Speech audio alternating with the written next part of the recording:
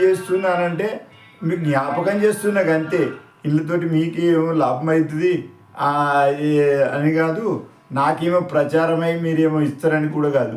దీంతో ఏమైద్ది అని అంటే మీకు అరే ఇది కొద్దిగా జ్ఞాపకం లేని నిద్రలకి వెళ్ళేసి యోగా చేసుకోండి అని చెప్పడానికే ఇది, అంతకంటే ఎక్కువ వేరే ఏం లేదు. చూడండి కపాలభాతి.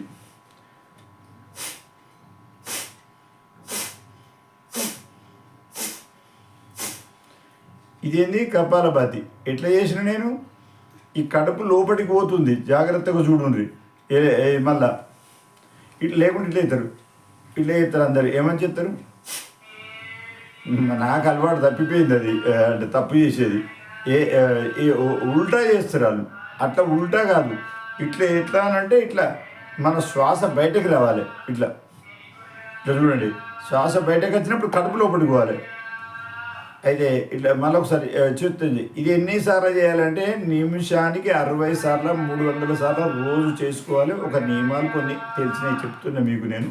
అయితే రోజుకు 5 నిమిషాలు చేసుకున్నట్టయితే చాలా లాభాలు ఉన్నాయి. ఎన్నని చెప్పాలి, మీ కేంద్రం కాదేం కాదు.